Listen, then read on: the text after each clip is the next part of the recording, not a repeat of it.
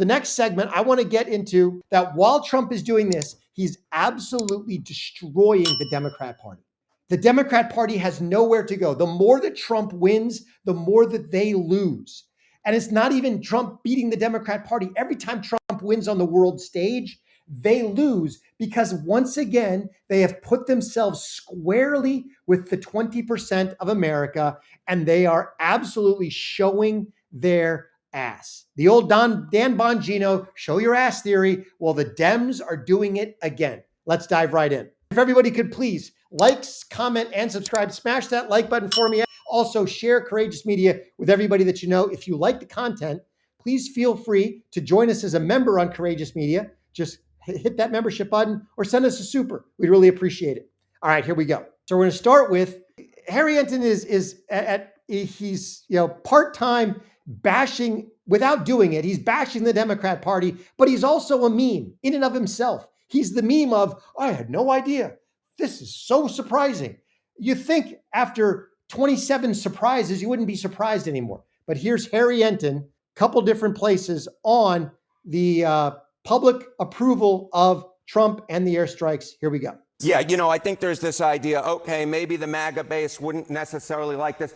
Look, this is Donald Trump's Republican Party. That's what I think is so important to note. GOP on the U.S. airstrikes in Iran, 76% in the average of the two polls approve, compared to just 18% who disapprove. Now, I will note that is a bit higher than Donald Trump's disapproval rating within the Republican Party. But overall, Republicans are with Donald Trump on this. Tucker Carlson be darned. The bottom line is he does not speak for the majority of the Republican base. The majority of the Republican base is with Donald Trump.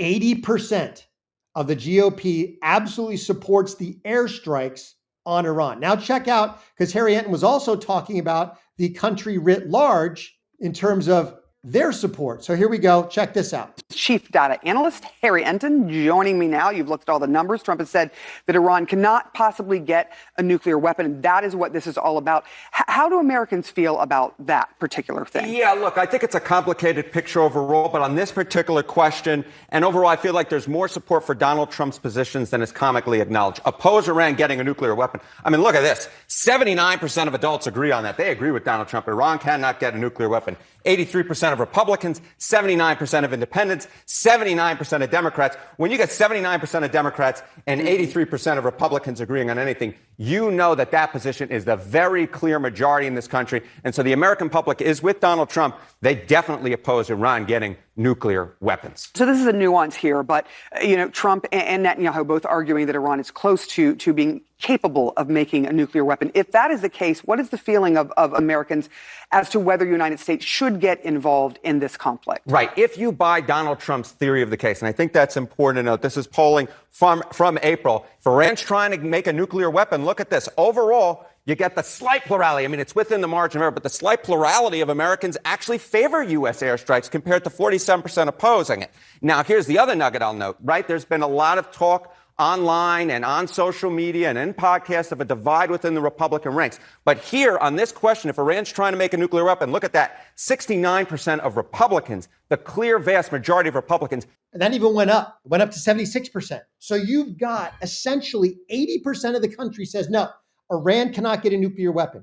So Trump acts, and everybody acts like, oh my gosh, this was the biggest, such a bad move by Trump. No, it's not. Trump is firmly planted with the 80% of America that does not want Iran to get a nuclear weapon. And he acted decisively and overwhelmingly and successfully. And that 80% has stayed right with him. In fact, we showed you this tweet before because, again, the Dems are in an absolute extinction burst. While you've got some Dems calling nonsense, you've got Fetterman, again, realizing that he wants to be with the 80%. As I've long maintained, this is the correct move by POTUS.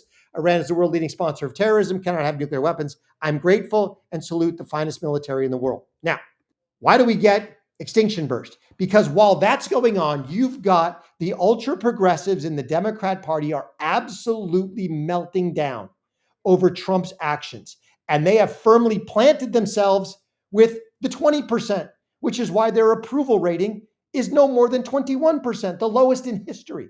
Check out this by Sandy Ocasio. Some would call her Alexandria Ocasio-Cortez because that's the ridiculous pseudonym that she adopted when she went to Congress. No. Before that, she went by Sandy Ocasio, which is what we're going to call her. So Sandy had this to say: it's absolutely and clearly grounds for impeachment. So basically, she is calling out, she's saying that Trump's use of force violates the War Powers Act, and it is absolutely and clearly grounds for impeachment. Then she even doubles down on that after the successful nature of the airstrikes and the fact that Trump was able to broker a ceasefire. Sandy Ocasio doubles down on the whole impeachment nonsense. Check this out. Democrats continue to blast President Trump's handling of Israel and Iran, and Congresswoman Alexandria Ocasio-Cortez arguing the ceasefire proves the president broke the law. On the ceasefire, the president posted on Truth Social that there is a ceasefire deal between Israel and Iran. Do you believe that? He also said that it was a war. And I think that the president of the United States admitting that he unilaterally brought the United States into a war without congressional approval is a very grave public admission. It is illegal. It is unconstitutional. The Congresswoman also writing on Twitter, it is absolutely and clearly grounds for impeachment. Former House Speaker Kevin McCarthy is here. Not everyone's buying it. Listen to Charlemagne. There have been a bunch of presidents who have ordered strikes without congressional approval. Barack Obama did it against Libya. Joe Biden ordered strikes in Iraq and Syria without congressional approval. Bill Clinton did it. So presidents ordering military action without congressional approval has become pretty routine. So why didn't it lead to impeachment for everybody else? Like when Barack Obama did it, when Biden did it, but when it Clinton has. did it. And 100%. You've even got Charlemagne weighing in going, no. Barack Obama dropped a good 20,000 bombs in his 8 years. Never once did any of these morons call for impeachment of Barack Obama because he violated the War Powers Act. obviously you had all the experience there during this time. Kevin, the issue about Iran getting a nuclear weapon has been, maybe up until 3 days ago, the most bipartisan issue on Capitol Hill. And now all of a sudden the Democrats feel like did they want Iran to continue to have this capability? I think it shows again that they just get a Trump syndrome. Here, what just took place in a moment of history, our children will study. What President Trump is able to accomplish has reset the world stage, had made the world actually safer. The decisiveness, the planning. And this goes back even into his first administration when he took out Soleimani. And the other thing that you have found, when he did his first trip to the Middle East, secured and rebuilt those relationships that we needed. But what he was able to accomplish this weekend will change the course of history. We will study this like the Cuban Missile Crisis and then tearing down the wall. Absolutely. Now, again, I say that the Dems are in an extinction burst because while Trump is soaring high, while Trump is remaking the world and America's watching it happen in real time, Trump is remaking all geopolitics. Simultaneously, he's doing it economically with his entire tariff plan. He's put China in a box. He has caused the world to come to America and say we want deals, at the same time charging a 10% tariff on everybody, no matter what. At the same time that's going on, Trump is remaking the Middle East in his image. His first trip to the Middle East, he visits the UAE, Qatar, and Saudi. He snubs Israel. It's like, no, I'm not going to visit, baby. No, I'm going because I'm building new relationships. Then he turns around and supports Netanyahu and Israel as they attack Iran. Trump joins in, but then immediately brings an end to it, calls it the 12-day war, and brokers a ceasefire. And Trump is absolutely remaking the world. Meanwhile, the Dems cannot get out of their own way. Check this out, because at the same time that Ocasio-Cortez is calling for impeachment and then doubling down on impeachment, you've got Hakeem Jeffries saying this. In order to reward billionaires. At the same time, Donald Trump and his actions, which do not appear to be consistent with the United States Constitution, takes unilateral offensive military action without seeking the approval of the United States Congress. The use of military force, which is offensive in nature, must be approved by the House and the Senate. That's according. Absolutely, that's not the case. Read the War Powers Act. A declaration of war must be approved by the House and the Senate. The use of force, the use of military force in general, that term, it says that Congress must be notified and that the president can only do it for 60 days. These guys are idiots. They can't even read their own laws. That's what the War Powers Act. That's why it has never been, there's been no impeachment calls for the last 25 years of presidents after 9/11, when the War Powers Act was engendered. So no one has ever called for impeachment over the use of military force on the world stage. Not until it was Trump, not until it's TDS, not until the Dems are in such a hard place. They are leaderless, rudderless, penniless. They're broke. They have absolutely no approval. They are in a 100% extinction burst death spiral. So much so, because we got Jasmine Crockett talking the same nonsense. Check this out.